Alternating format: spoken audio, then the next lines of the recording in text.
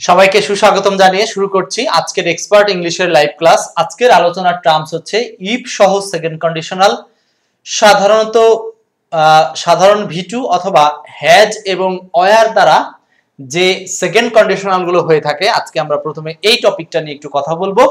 তো চলুন আমরা প্রথমেই দেখার চেষ্টা করি যে সেকেন্ড কন্ডিশনালের স্ট্রাকচার বা এই বিষয়ে কি বলা আছে।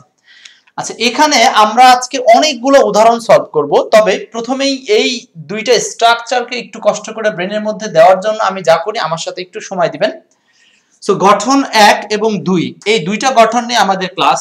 যেমন ইফ সহ সেকেন্ড কন্ডিশনাল, এই হেডিংটা দেখেই কিন্তু আমরা বুঝতে পারছি এর মানে হচ্ছে ইফ ছাড়াও কিন্তু সেকেন্ড কন্ডিশনাল হতে পারে। প্রথমত এইটা বিষয়ে আপনি অ্যালার্ট হবেন যে ইফ ছাড়াও কিন্তু সেকেন্ড কন্ডিশনাল হতে পারে, এইটুক মাথায় নেন। এরপরে আসেন, তাহলে ইফ সহ second conditional number 1, if plus subject plus সাধারণ ভিটু দ্বারা পাস্ট টেন্স। তো সাধারণ ভিটু বলতে আমি আসলে আপনাদেরকে কি বোঝাচ্ছি? সাধারণ ভিটু বলতে বোঝাচ্ছি যে নরমালি এই যে হ্যাড অথবা ওয়ার বাদে যত ধরনের ভিটু আছে সবগুলো, হ্যাড ওয়ার এই দুইটা ভিটু বাদে যত ধরনের ভিটু আছে সবগুলোকে আমি সাধারণ ভিটু বলে বোঝাচ্ছি। যেমন হচ্ছে ধরেন ইট থেকে এইট, রিড থেকে রেড, কার্ড থেকে কার্ড, ভিটু যেগুলো, ড্রাইভ থেকে ড্রাইভেন, টেক থেকে টুক, এইগুলো। আচ্ছা, সেক্ষেত্রে মাঝখানে একটা কমা থাকবে, তারপরে বাকি অংশে subject plus would could might plus V one. এটা হচ্ছে রেজাল্ট অংশ, এটা হলো রেজাল্ট অংশ, আর এইটা হলো কন্ডিশন বা শর্ত অংশ। কন্ডিশন বা শর্ত অংশ, এই কন্ডিশন বা শর্ত অংশ ইফ যুক্ত আছে, এটার নামই হলো সাবঅর্ডিনেট ক্লজ, কারণ সাবঅর্ডিনেট ক্লজ যুক্ত অংশটাই হলো কন্ডিশন, আর বাকি অংশ রেজাল্ট ক্লজ যেটা কমার পরে আছে। মনে রাখতে হবে এই অংশ চাইলে পরীক্ষার হলে পরীক্ষকরা আগে দিতে পারে, ইফ যুক্ত অংশ পরে দিতে পারে, সেটা কোনো ম্যাটার করবে না, একই নিয়ম। আচ্ছা, তাহলে ইফ প্লাস ভি2, যদি এখানে ভি2 থাকে তাহলে আপনি সংক্ষেপে মনে রাখতে পারেন ইফের সাথে ভি2, অপর অংশ would could might plus V one, would could might plus V one, would could might plus V one. ঠিক আছে, এরপর আসেন গঠন 2। গঠন 2 তে বলা হচ্ছে subject if plus subject plus were অথবা হ্যাড দ্বারা পাস্ট ইনডেফিনিট টেন্স। তাহলে পাস্ট ইনডেফিনিট টেন্স হওয়ার ঘটনা আছে দুই ভাবে, একটা হচ্ছে ওয়ার অথবা হেড দ্বারা, আরেকটা হচ্ছে সাধারণ ভিটু দ্বারা। সাধারণ ভিটু কি? এই যে যেমন দেওয়া আছে সাপোর্টেড, সাপোর্টেড, এটা সাপোর্ট থেকে আসছে, সাপোর্টেড, এটা একটা সাধারণ ভিটু। আচ্ছা, তারপরে এখানে উড বিকাম, এই যে উড কুড মাইটের মধ্যে যে কোনো একটা বসাতে পারেন, উড কুড মাইটের মধ্যে উড বিকাম ব্যবহার করা হচ্ছে ভি1 হিসাবে। এর বাংলা হচ্ছে ইফ হি সাপোর্টেড মি, যদি সে আমাকে সাপোর্ট করতো, আই উড বিকাম গ্ল্যাড, মানে আমি খুব আনন্দিত হতাম, আমি আনন্দিত হতাম। আচ্ছা, এরপর দেখেন ওয়ার বা হ্যাড দ্বারা যে পাস্ট টেন্সটা হবে সেক্ষেত্রে উদাহরণ দেখি। ইফ আই হ্যাড, খুবই কেয়ারফুল থাকবেন, এখানে হ্যাডের পরে কিন্তু নতুন কোনে আর কোনো ভি3 নাই, তার মানে এই হ্যাডটা এখানে নিজে নিজেই হচ্ছে মেইন ভার্ব। খুবই সাবধান, এখানে হ্যাড নিজেই মেইন ভার্ব, এখানে ওয়ার নিজেই মেইন ভার্ব। তাহলে এগুলো হচ্ছে সরাসরি ভি2 হিসাবে বাক্যে কাজ করছে, কারণ এদের পরে আর কোনো মেইন ভার্ব নাই, রাইট? তাহলে if I had A typewriter, যদি আমার একটা টাইপরাইটার থাকতো, আই উড টাইপ মাইসেলফ, আমি নিজে নিজে টাইপ করতাম। দেখেন সেকেন্ড কন্ডিশনালে আমি দুইটাই স্ট্রাকচার করেছি, কারণ হলো এইটা এই গঠন, যেটা এই গঠনটাতে শুধুমাত্র ইফ তুলে দিয়ে করা যাবে, সেটা আমরা অন্য কোনো রুলসে আলোচনা করব। তাহলে সেকেন্ড কন্ডিশনালে মেইন ক্লজটা বা রেজাল্ট ক্লজটা একই সিস্টেম, উড কুড মাইটের সাথে ভি1, উড কুড মাইটের সাথে কি হবে বলেন? ভি1, উড কুড মাইটের সাথে ভি1, খুব খেয়াল রাখতে হবে জিনিসটা। আচ্ছা, এখন আসেন আমরা এই সেন্টেন্সটাকে আরেকটা সেন্টেন্স বানাচ্ছি ওয়ার বা হ্যাড দিয়ে। আই উড কিপ কোয়াইট, আমি শান্ত থাকতাম, ইফ আই ওয়ার ইউ, যদি আমি তুমি হতাম, মানে আমি তোমার জায়গায় যদি আমি হতাম তাহলে আমি কি হতাম? শান্ত থাকতাম। তো এখানে এই ইফ যুক্ত একটা ক্লজ হয়েছে ওয়ার দিয়ে, ইফ যুক্ত একটা ক্লজ হয়েছে হ্যাড দিয়ে, কোনো সমস্যা নাই, সবই হচ্ছে আপনার সেকেন্ড কন্ডিশনালের মধ্যেই পড়বে। তাহলে আমরা সরাসরি বলতে পারি সেকেন্ড কন্ডিশনালের ধাপ বা স্ট্রাকচার হচ্ছে দুইটা, একটা হচ্ছে নরমাল ভিটু, আর একটা হচ্ছে হ্যাড এবং ওয়ার দ্বারা তৈরি হওয়া ইফ যুক্ত অংশটা। কোন অংশটার কথা বলতেছি? ইফ যুক্ত অংশটা। আর বাকি যে অংশটা সেটা তো always would could might plus V one, would could might plus V one. এখন সতর্ক থাকতে হবে, যেখানে would could might plus V one এটা কোনো কোনো ক্ষেত্রে প্যাসিভ ভয়েস হলে এর মাঝখানে একটা বি ঢুকে এই ভি1টা ভি3 হয়ে যেতে পারে। তার মানে would be, could be, might be এর সাথে ভি3 হতে পারে। Would be, could be, might be plus কি হতে পারে বলেন? ভি3 হতে পারে। Would be, could be, might be plus ভি3ও হতে পারে। সেটা প্যাসিভ মোডে, যখন সাবজেক্ট নিজে কাজ করবে না। আর নরমাল স্ট্রাকচার হচ্ছে would could might plus V one. Clear? এই জায়গাটা ক্লিয়ার হলে আমরা এখন অনেকগুলো উদাহরণ সলভ করতে পারবো। দ্যাটস ওয়াই এখানে একটু বেশি সময় নিয়ে ফেললাম। ওকে, চলেন আমরা চলে যাই প্র্যাকটিসে। এই পর্যন্ত বুঝতে কারো সমস্যা নাই তো? আশা করি সবাই বুঝতে পারছেন তো? বুঝতে কোনো সমস্যা নাই? ওকে, সমস্যা না থাকলে আমরা এখন চলে যাই। কারো কোনো সমস্যা নাই? চলেন শুরু করি প্র্যাকটিসে। ওকে, দেখেন আমরা কিছু এক্সাম্পলস করব। If you practised a lot you dash good cricketer. এখানে ইফ যুক্ত অংশ ব্যবহার করা আছে, প্র্যাকটিসড মানে ইফ প্লাস সাধারণ ভি2, কোনো সমস্যা নাই, ভি2 থাকলেই হচ্ছে। ইফ যুক্ত অংশ এখানেও ভি2। এবার আপনারা এখান থেকে একটু লিখিত স্টাইলে সলভ করার চেষ্টা করেন। ইফের সাথে এই অংশে শূন্যস্থান দিয়েছে, তাহলে আমরা আরেকটা জিনিস বুঝতে পারলাম যে কন্ডিশনাল সেন্টেন্সে কোন অংশে শূন্যস্থান দিবে এটা আমরা জানি না। সেটা ইফ যুক্ত অংশও দিতে পারে, আবার ইফ ছাড়া অপর অংশও দিতে পারে। আচ্ছা, এইটা কি হবে? If you practised a lot, যদি তুমি অনেক প্র্যাকটিস করতে, ইউ ড্যাশ গুড ক্রিকেটার, তুমি একজন ভালো ক্রিকেটার, গুড ক্রিকেটার বা ভালো ক্রিকেটার হতে। এখন এই বি শব্দটাকে যদি আপনি এখানে রিপ্লেস করেন হওয়া অর্থে বা বিকাম অর্থে, তাহলে আমরা এখানে কি ব্যবহার করব? প্রথমত সাবজেক্ট দেওয়া আছে, সাবজেক্টের পর আমাদের লাগবে হচ্ছে উড অথবা কুড অথবা মাইট, আপনি যে কোনো একটা নিতে পারেন, কোনো সমস্যা নাই। এরপরে ওই বিটাকে আপনি বিও রাখতে পারেন, আবার বিকামও বলতে পারেন, কোনো সমস্যা নাই, একই অর্থ, বি বা বিকামের একই মিনিং। তাহলে পুরো সেন্টেন্সটা হচ্ছে if you practised a lot, যদি তুমি অনেক প্র্যাকটিস করতে, you would become a good cricketer, তুমি একজন ভালো ক্রিকেটার হতে, ভালো ক্রিকেটার হতে। ক্লিয়ার? আচ্ছা, পরেরটা 2 নাম্বার। ইফ ইউ ওয়ান্টেড, যদি তুমি চাইতে, আই হেল্প ইউ, এই হেল্পটাকে চেঞ্জ করে আমরা কোনটা নিতে পারি? আপনারা উত্তর করে ফেলেন। এখানে হেল্পকে চেঞ্জ করে আমরা বলবো হচ্ছে উড হেল্প, মানে would could might plus V one, would could might plus V one. বুঝতেছেন তো? খুব গুরুত্বপূর্ণ সেকেন্ড কন্ডিশনাল, প্রচুর প্রশ্ন আসছে বিগত সালে এখান থেকে। আসন্ন প্রাইমারি, নিবন্ধন সহ যে কোনো পরীক্ষা আপনি পাবেন, বিসিএস তো থাকবেই। 3 number, if I dash rich I would help her. এখানে দেখেন মেইন ক্লজের অংশটা, মানে কমার পরে যেটা আছে এটা হলো মেইন ক্লজ। মেইন ক্লজ অংশটা would could might plus V one দেওয়া আছে। তাহলে এখন আমাকে অপর অংশ ঠিক করতে হবে। সো এইখানে যখনই আপনারা এরকম উড কুড মাইট পাবেন প্লাস ভি1 পাবেন, অপর অংশ কোন টেন্স ব্যবহার করতে হবে? পাস্ট ইনডেফিনিট টেন্স মানে second conditional. Past indefinite tense মানে সেকেন্ড কন্ডিশনাল। তাহলে আমরা এখানে কি ব্যবহার করতে পারি? ওয়ার নাকি হ্যাভ নাকি হ্যাড? আচ্ছা, পাস্ট ইনডেফিনিট টেন্স হিসাব করলে আমরা এই শূন্যস্থানে হ্যাভ নিতে পারি না। ওকে, বুঝলাম, হ্যাভ নিতে পারবো না।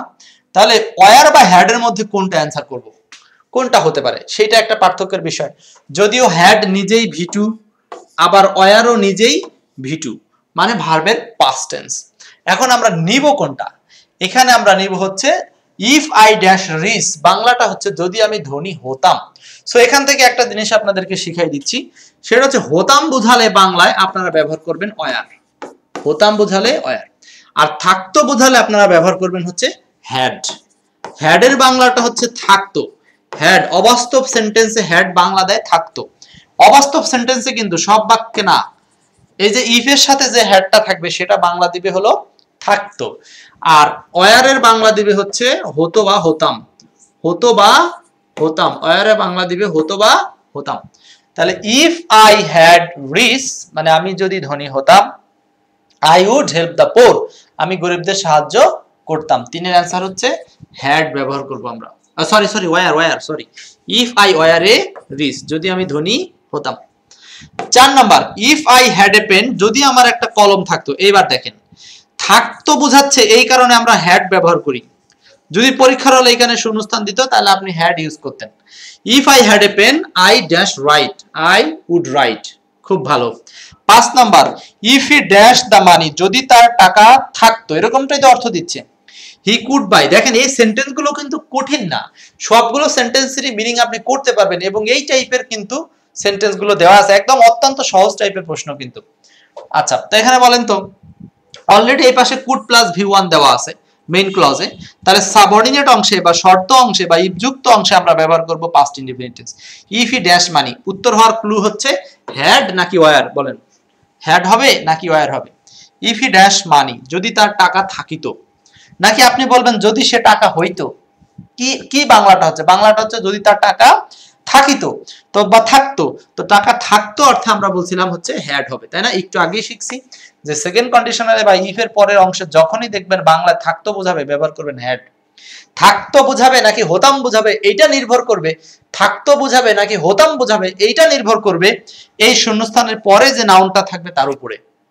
এখন মানি এর বিষয় আছে, তো মানি থাকা মানে আপনি কি বুঝেন যে আপনার যদি টাকা থাকতো, অর্থটা দিচ্ছে এরকম, নাকি অর্থ দিবে এরকম যে আপনি যদি টাকা হইতেন, সেটা তো আর আসলে অবাস্তবের চেয়ে অবাস্তব হয়ে গেল। সো এই কারণে এই যে এই শূন্যস্থানের পরে কি থাকে সেটার উপর নির্ভর করবে।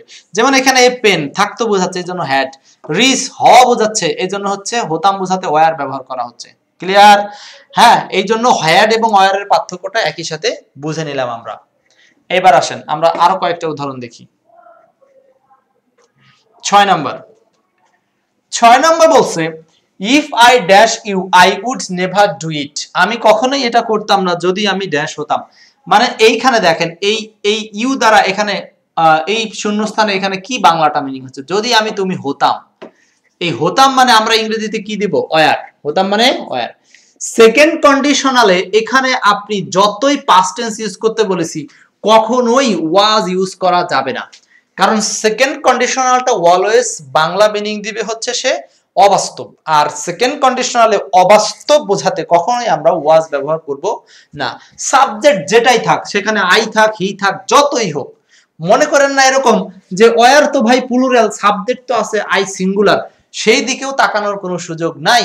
অনেকেই প্রশ্ন করতে পারে কখন আইয়ের সাথে ওয়ার বসে, তখন আপনি বলবেন যে যখন অবাস্তব অর্থে মিনিং দেয়। হতাম অবাস্তব মিনিং দিলে আয়ের পরে কি হয়? ওয়ার হতে পারে, কোনো ভুল নাই।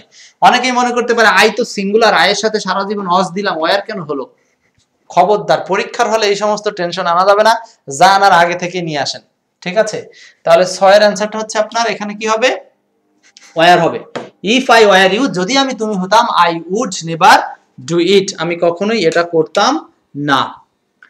7 নম্বর কি বলছে? 7 if I knew the answer, যদি আমি উত্তর জানতাম। If I knew the answer, যদি আমি উত্তর জানতাম। I would tell, I can tell হবে না, উড টেল হবে অ্যানসার।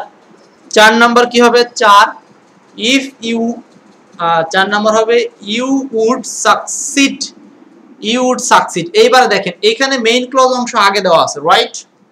যারা ক্লাসে আছেন চেষ্টা করেন আমার আগে আগে সলভ করতে, তারপরে আমার ব্যাখ্যা শুনতেই আছেন আপনারা। হ্যাঁ, একটু পরে কিন্তু এমসিকিউ প্র্যাকটিসের জন্য আবার পাবেন। ইউ উড সাকসিড, এই সাকসিড হচ্ছে V1। তো যদি তুমি সফল হতে, মানে তুমি সফল হতে যদি, ইফ ইউ তুমি ড্যাশ এগেইন, ট্রাই নাকি ট্রাইড? অ্যানসার হবে ট্রাইড, পাস্ট টেন্স ট্রাইড, সাধারণ V2 দ্বারা পাস্ট টেন্স হচ্ছে।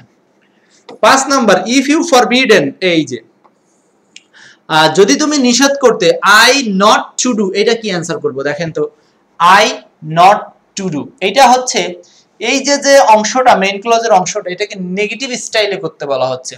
আর নেগেটিভ স্টাইল কোনটা? আমরা জানি নেগেটিভ স্টাইল কোনটা। নেগেটিভ স্টাইল হলো এই যে জাস্ট খালি এই যে would could might, would could might, এইগুলোর পরে একটা নট লাগবে, এরপর আপনার কাঙ্ক্ষিত ভার্বের বেস ফর্ম লাগবে। সো কাঙ্ক্ষিত ভার্ব কি এখানে? কাঙ্ক্ষিত ভার্ব ডু, নিজেই, ডুটা নিজেই। তাহলে আপনাকে অ্যানসার করতে হবে if you forbidden I would not do this, অথবা I could not do this, I might not do this, যেটাই বলেন উড কুড মাইট, কোনো সমস্যা নাই, তিনটার একটা দিলেই হবে। জাস্ট এখানে বলা হচ্ছে নেগেটিভ ভার্সনে উত্তরটা করেন। ক্লিয়ার? আচ্ছা, তাহলে এই প্রশ্নটা পারলাম। 5, 6 বলেন। 6, ও নাম্বারিং কি ভুল হয়েছে নাকি? 6, 7, এটা হবে 8, এটা হবে 9, এটা হবে 10, এটা হবে 11।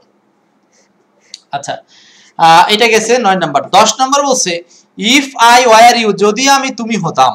হ্যাঁ, I dash for the just cause, এই ফাইট শব্দটাকে চেঞ্জ করে কোনো একটা ভার্ব বসাতে হবে, ফাইট কে চেঞ্জ করে, তাই না? তো ফাইট কে চেঞ্জ করে কি বসান যায় বলেন? ফাইট কে চেঞ্জ করে আমরা কি বসাবো এখানে? ফাইট কে চেঞ্জ করে আমরা বসাবো হচ্ছে would fight, would fight, would fight. If I were you, যদি আমি তুমি হতাম, I would fight for the just cause, সামান্য কারণের জন্য আমি কি করতাম? যুদ্ধ করতাম বা ঝগড়া করতাম, ফাইট করতাম। তো এটাকে আপনি চাইলে নেগেটিভ ভার্সন দিয়েও করতে পারেন, কারণ এখানে আপনাকে নেগেটিভ করলে কাটবে না। আপনি বলতে পারেন আই উড নট ফাইট, আমি ফাইট করতাম না। ওকে, 11 number if I had A typewriter, যদি আমার একটা টাইপরাইটার থাকতো, বুঝতেছেন সেন্টেন্সটা? থাকতো বোঝাচ্ছে, কারণ এখানে তো একটা বস্তু আছে। হ্যাঁ, এখন আপনি যদি এগুলো থাকতো বোঝালে কি বসাবে, ওয়্যার থাকলে কি, এগুলো নিয়ে আবার আলাদা আলাদা ক্লাসও আছে আমাদের, ইনশাআল্লাহ পাবেন। আই ড্যাশ টাইপ মাইসেলফ, তাহলে আমি নিজে নিজে টাইপ করতে পারতাম। তাহলে এইটা হলো হ্যাড ভি2 দ্বারা করা হচ্ছে। তো যাই হোক, ভি2 তো আছে, সেকেন্ড কন্ডিশনাল। তাহলে মেইন ক্লজে হবে would could might, would could might, তার মানে আপনি উড প্লাস টাইপ, তাহলে আপনি লিখতে পারেন উড টাইপ, উড টাইপ, অথবা কুড টাইপও বলতে পারেন, কুড টাইপও বলতে পারবেন, কোনো সমস্যা নাই। ওকে, তাহলে এই হচ্ছে আপনাদের সাথে সেকেন্ড কন্ডিশনালের উদাহরণগুলো আলোচনা করলাম। এখন হবে প্র্যাকটিসের পালা। এই প্র্যাকটিসের পালার অংশটা হচ্ছে আপনার জন্য প্রযোজ্য। চলে আসেন, দেখি কার কতটুকু হিম্মত আছে আমরা শেষ করতে পারি। এমসিকিউ প্র্যাকটিস 1 নম্বরটা এইবার আপনাদের পক্ষ থেকে খুব দ্রুত উত্তর করতে হবে, ঠিক আছে? আব্দুল্লাহ আল নোমান রয়েছেন, শেখর চন্দ্র রয়েছেন আমাদের সাথে, অনেকেই ক্লাস করছেন। 1 নম্বর এমসিকিউ প্র্যাকটিস 1 এ বলছে 10 বা 12টা উদাহরণ আছে আমাদের এখানে। If I dash you I dash tell him to come. দেখেন সেন্টেন্সটা তো একটু জটিল পাকাইছে, মানে দুইটা শূন্যস্থান করে ফেলছি, দুইটা শূন্যস্থান করা আছে। এখন আপনি কোনটা, দুই দিকে আপনাকে খাটাতে হবে। তার মানে এখন কন্ডিশনাল সেন্টেন্সটা আপনাকেই ঠিক করতে হবে যে আপনি এটা কোন কন্ডিশনাল উত্তর করবেন, ফার্স্ট সেকেন্ড থার্ড কোনটাতে করবেন। ক্লিয়ার? তার মানে এমনও কিন্তু অপশন হতে পারে, খুব সাবধান। তো আমি যদি এখানে আমি তুমি হতাম তাহলে ওয়্যার দিলাম, আর এখানে হচ্ছে টেল ভি1টা অলরেডি দেওয়াই আছে, তাই না? ভি1 অলরেডি দেওয়াই আছে, তাহলে আপনি সেখানে কি নিতে পারেন, উড নিতে পারেন। আচ্ছা, প্রথম শূন্যস্থানের জন্য আসি। যদি আপনি এখানে কি দেন, এখানে কি দিবেন, এইভাবে চিন্তা করবেন। যদি এখানে ওয়্যার দেই তাহলে এখানে কি উড নট ঠিক কিনা, এরকম দ্বৈত অপশনগুলো এইভাবে চিন্তা করতে হবে আমাদের। হ্যাঁ, এখানে ওয়্যার দিলে এখানে উড নট ঠিক কিনা সেটা চিন্তা করবেন। দেখেন আমি যদি এখানে ওয়্যার দিই মানে ভি2, হ্যাঁ, তাহলে এখানে উড নট টেল ভি1, এখানে অপশনটা ঠিক আছে, এটা উত্তর হতে পারে। বাকিগুলো এখানে if I am you am হয় না, উইল নট হয় না, কারণ এটা প্রেজেন্ট টেন্সে এরকম অবাস্তব কল্পনা নাই, প্রেজেন্ট টেন্সে অবাস্তব কল্পনা নাই। ওয়্যার হতে পারে কিন্তু উডের সাথে আবার মি, এটা কোন ধরনের কথাবার্তা? তার মানে এখানে অপশনগুলোর দিকে তাকালেও কিন্তু আমরা সঠিক উত্তর খুব সহজেই পেয়ে যেতে পারি। সো এটা অ্যানসার হচ্ছে 1 এর এ নাম্বার। ওকে, নেক্সট 2 এবং 3 বলেন। আমিনা আক্তার আছেন আমাদের সাথে, মোহাম্মদ মীরা আছেন, ক্লাসটা একটু শেয়ার করতে হবে সবাইকে। চলছে কন্ডিশনাল সেন্টেন্সের উপরে গুরুত্বপূর্ণ ক্লাস। সেকেন্ড কন্ডিশনালে ইফ সহ সেকেন্ড কন্ডিশনাল, মানে ইফ থাকবে, আর এই ইফ থাকাকে বলা হয় ওপেন কন্ডিশনাল। কি বলা হয়? Open conditional.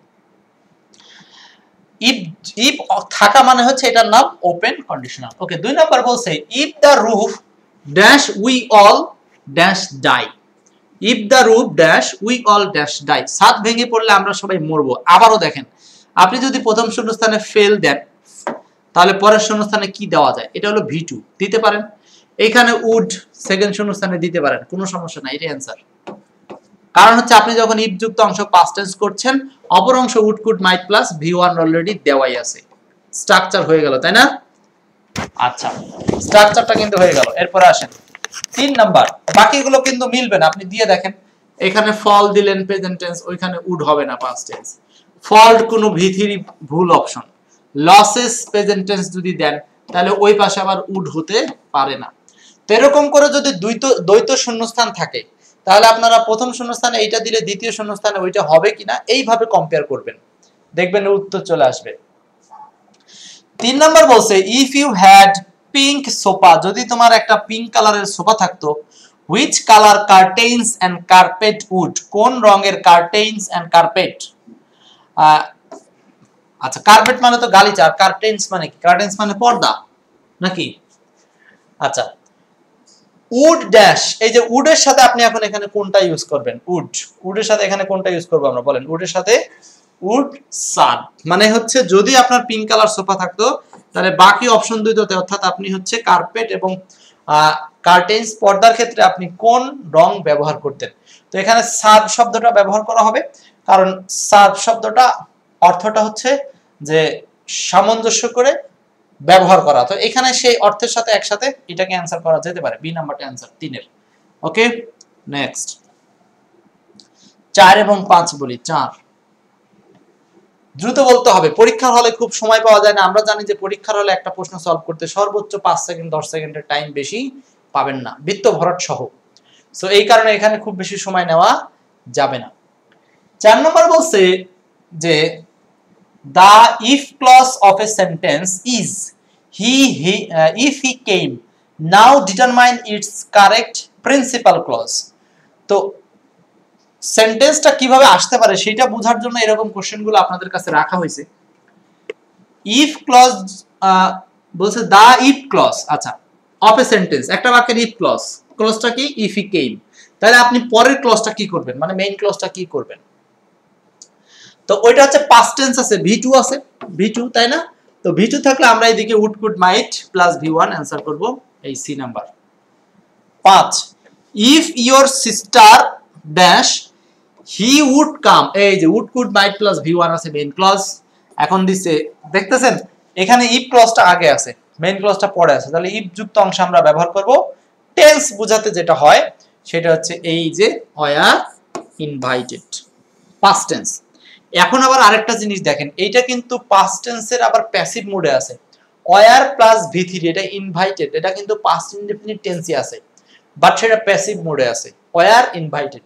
তো বলতেছে যদি তোমার বোন নিমন্ত্রিত হইতো, she would come, তাহলে সে আসতো, তাহলে সে আসতো। ক্লিয়ার?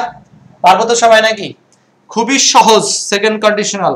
জাস্ট আপনারা মনে রাখবেন যে সেকেন্ড কন্ডিশনাল মানে ইফ এর সাথে v2, অপর অংশে would could might plus v1, মানে would could might কে আপনারা v2 হিসাবে মনে রাখলেও কিন্তু মাথার মধ্যে থাকবে।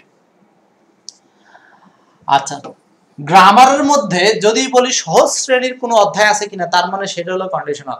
কিন্তু এর মধ্যেও বেশ অ্যাডভান্স লার্নিং আছে, আমরা ইতিপূর্বে সেই ক্লাসগুলো কিন্তু দিয়েছি আপনাদেরকে। সেই অ্যাডভান্স লার্নিং গুলো আপনাদের জানতে হবে, কারণ বর্তমানে শুধু সহজ থেকে কোশ্চেন হচ্ছে না। খুবই সাবধান, হ্যাঁ, খুবই সাবধান। 6 ইফ আই হ্যাড মানি, যদি আমার টাকা থাকতো, আই ড্যাশ ইট নাও, তাহলে আমি এখন কি করতাম, এটা সেটা বলতে জানতে চাইছে। তাহলে এখানে কি হবে? হ্যাড v2 মানে এই পাশে would could might plus v1, would could might plus v1, would could might plus v1, answer হচ্ছে বি নাম্বার, आंसर হচ্ছে বি নাম্বার। পারবো তো সবাই নাকি? মোটেও জটিল না। সাগরচন্দ্র বালা, মৌসুমী মৌ আছেন আমাদের সাথে, মনিরুজ্জামান আছেন। ওকে, নেক্সট 7 এবং 8 বলেন। 7 8, 7 নাম্বার 8 নাম্বার। 7 নাম্বার বলছে if I were you I dash to the picnic with my friends, with my friends। একই রকম স্টাইল were আছে। হ্যাঁ, আমি আরেকটা কথা বলি, আপনারা কখনো এমসিকিউ সলভ করার সময় এই একটা প্রশ্ন সলভের উদ্দেশ্যে সলভ করবেন না, আপনি শুধু নিয়মটাকে মাথার মধ্যে অ্যাডজাস্ট করার জন্য প্রশ্নটা সলভ করবেন, তাহলে আপনি পরীক্ষার হলে ভালো করবেন। আর যদি মনে করেন না এইটা আমার সমাধান উদ্দেশ্য, তাহলে ধরা খাবেন, কারণ পরীক্ষার হলে এই কোশ্চেনটা হুবহু থাকবে না, কিন্তু এই রুলসটা হুবহু থাকবে। এই জন্য সাবধান হতে হবে। তাহলে এখানে were you v2 আছে, এখানে were এর পরে কোনো মেইন ভার্ব নাই, সাবধানতার সাথে দেখতে হবে। তো এখানে মেইন ভার্ব থাকলেও এটা প্যাসিভ মোডে থাকতে পারে, কোনো সমস্যা নাই। এরপরে I would go। 8 number if I had a bicycle, যদি আমার একটা বাইসাইকেল থাকতো, I would ride, ride তো অলরেডি v1 আছে, v1 আছে। ক্লিয়ার? आंसर হবে 8 এর সি। পারবো তো সবাই নাকি? 9 এবং 10 বলেন। 10 নম্বর নিবন্ধনে আসছে প্রশ্নটা কিন্তু। 9 নম্বর I do not know the answer, আমি উত্তরটা জানি না। I dash the answer, I would tell you, আমি তোমাকে বলতাম। এখন এই যে একটা সেন্টেন্স, এইটা দেখে অনেকেই কি ভাববেন আমি জানি না, দেখি একটু চিন্তা করেন আপনারা কি উত্তর হতে পারে। ফারজানা বলছেন 8 এর সি, রুনা লাইলা বলছেন 8 এর সি। ওকে, 9 নাম্বারটা I don't know the answer, I dash the answer, I would tell you, কি হতে পারে? I don't know the answer। এই যে এই সেন্টেন্সটা হচ্ছে মূলত এইখানে ইফ উজ্জ আছে, তার মানে দেখেন কন্ডিশনাল সেন্টেন্সের ইফ, সেটাও আবার ইংরেজরা উজ্জ রাখতে পারে, কেমনটা লাগে কোন, সেটাও তারা উজ্জ রেখে সেন্টেন্স তৈরি করে দিতে পারে। তো এখানে I don't know the answer, ইফটা উজ্জ রেখে ফুল স্টপ করা হয়েছে। if I knew the answer, যদি আমি উত্তরটা জানতাম, I would tell you, আমি তোমাকে বলতাম। এইখানে উড এর সংক্ষিপ্ত রূপ হচ্ছে এইভাবে, কমা দিয়ে ডি থাকতে পারে, এটা দেখে ভয় পাওয়ার কোনো কারণ নাই। অনেকে চিন্তা করতে পারেন ভাই এটা কি হ্যাড কিনা, যদি হ্যাড সন্দেহ করেন তাহলে আপনাকে বুঝতে হবে এরপরে টেল থাকতো না, এরপরে থাকতে হলো টোল্ড। যদি এটা হ্যাড হইতো, যেহেতু এটা উড আর আমরা জানি উড কুড মাইটের পরে বসে V1, এই কারণে এখানে টেল আছে। সো আপনারা পরের ভার্বটা দেখেও এটাকে চিনতে পারবেন যে এরকম করে উপরে আপনার যদি অ্যাপোস্ট্রফি দিয়ে কোনোভাবে এরকম সংক্ষেপ করা থাকে তাহলে এই ডি এর মানে কি হ্যাড নাকি হচ্ছে এই ডি এর মানে হচ্ছে উড, সেটা বুঝবেন কি করে? এই পরের ভার্বটা দেখে। দেখছেন এখানে টেল আছে V1, এটা দেখে আমরা বলবো এটা হচ্ছে উড। বুঝতে পারছি? তো 9 এর आंसरটা D number. 10, if we practiced speaking English, যদি আমরা ইংরেজি প্র্যাকটিস করতাম speaking, we dash speak better, আমরা অনেক ভালো স্পিক করতাম বা ভালো কথা বলতাম। সো এটা आंसर হবে কুড। কুড কেন কুড? কারণ এখানে একটা স্পিক V1 আছে। আমরা কিন্তু খুব শীঘ্রই আপনাদের সাথে স্পোকেন নিয়ে আসতেছি, স্পোকেনের ক্লাস শুরু করব। আমার সবকিছুই মোটামুটি রেডি হচ্ছে। রেডি থাকেন যারা স্পোকেন সম্পর্কে ফ্রি ক্লাস করতে চান স্পোকেনে। তো 10 এর आंसरটা হচ্ছে এখানে এটা, এই কুড হবে, কারণ এখানে অলরেডি V1 দেওয়া আছে। আর কোনোটাতেই উড কুড মাইট নাই, আছে কিন্তু সেগুলোর সাথে আবার কি আছে? হ্যাভ আছে। আমরা জানি যে would could might have plus V3 থাকে থার্ড কন্ডিশনালে, থার্ড কন্ডিশনালে। ওকে, নিয়মটা কমপ্লিট সবাই? 9 এবং 10 বুঝতে পারছি তো সবাই? এখন এই নিয়ম শেষ করার জন্য কি আপনাদের আর এমসিকিউ সলভ করার দরকার আছে? প্রচুর এমসিকিউ আনা আছে। জান 11 নাম্বারটা লাস্ট উদাহরণ হিসেবে সলভ করেন। 11, the boy dash unless he apologized sincerely। এখন এখানে একটা ব্যাপার আছে, দেখি কারা ধরতে পারেন।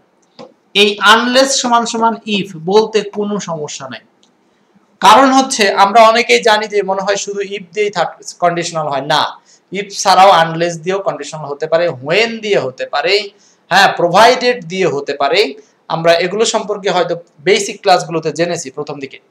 তো তাহলে আমরা মনে রাখবো এই আনলেসও এক প্রকার ইফ। তাহলে ইফ হি অ্যাপোলাইজড এলো V2, তাহলে অপর অংশ কি হবে? দা বয় ড্যাশ, এখানে হবে would could might plus V1 বা would could might plus passive মুডে উত্তর হতে পারে। তো আপনারা একটু বলেন দেখি 11 নাম্বারটা কার কার নখদর্পণে আছে, উত্তরটা কি হতে পারে দেখি, কে কে বলতে পারছেন? 11 নাম্বারটা শেখর চন্দ্র স্পোকেনের ক্লাস করবেন। ওকে ফাইন, স্পোকেন নিয়ে আমরা আগানোর চেষ্টা করব। এটা অ্যানসার হচ্ছে হলো D number, would not be forgiven। কেন? কারণ এই সেন্টেন্সটা এখানে প্যাসিভ মুড হবে। যদি এই বাক্যে কোনো একটা অপশনে এরকম থাকতো যে would not forgive, would not forgive, would not forgive, তবে তাও এটা आंसर হবে না। কেন? কারণ এখানে বাক্যটা এরকমই বলছে যে আনলেস, যদি না সে অ্যাপোলাইজ সিনসিয়ারলি, মানে হচ্ছে সতর্কভাবে সে যদি অ্যাপোলাইজ করতো, মানে অ্যাপোলাইজ মানে হচ্ছে এটাকে বিনীত হওয়া বা কারো কাছে ক্ষমা প্রার্থনা করা বা কারো প্রতি নত হওয়া, তাহলে তাকে পরবর্তীতে আর ক্ষমা চাইতে হইতো না। এইটা মিনিংটা হচ্ছে এরকম, মানে যদি না সে অ্যাপোলাইজড হতো সিনসিয়ারলি ভাবে, যদি সে সিনসিয়ারলি অ্যাপোলাইজড হতো, তা যদি না সে অ্যাপোলাইজড হতো সিনসিয়ারলি ভাবে, তাহলে তাকে আর ক্ষমা চাইতে হতো না। তার মানে হচ্ছে এইখানে অ্যানসারটা হবে প্যাসিভ মোডে। 11 অ্যানসার হলো ডি নাম্বার। ঠিক আছে, মোখলিসুর রহমান, ওকে রাকফিনা আছেন আমাদের সাথে। ঠিক আছে, এই আমি প্রচুর উদাহরণ আপনাদের জন্য সেট করা আছে, এরকম কত উদাহরণ সলভ করবেন দেখেন, 14, 15, 16, 17, 18, 19, 20, অনেক উদাহরণ আছে। আমি আর উদাহরণ করলাম না, এবং আজকের আলোচনায় যা কিছু শিখলেন এইগুলো দিয়ে সেকেন্ড কন্ডিশনাল ইনশাআল্লাহ যত জায়গাতে যত প্রশ্ন পাবেন সলভ করতে পারবেন। ঠিক আছে, এই ছিল আজকে সেকেন্ড কন্ডিশনালে আমরা আলোচনা করলাম ইফ সহ সেকেন্ড কন্ডিশনাল, যেখানে দুইটা স্ট্রাকচার নিয়ে কথা বলেছি। এই ক্লাসটা ভালো লাগলে অবশ্যই সবাই শেয়ার করে দিবেন, আর ইউটিউব চ্যানেলে দেখলে অবশ্যই চ্যানেলটা সাবস্ক্রাইব করে রাখবেন। এটা অনুরোধ থাকলো। ভালো থাকবেন, সকল কিছুর জন্য আপনাদের সঙ্গে রাখবেন এই এক্সপার্ট ইংলিশ বইটা, কারণ এখান থেকেই সবকিছু আমাদের সকল পরীক্ষাতে কমন পড়ে এবং পড়বে ইনশাআল্লাহ।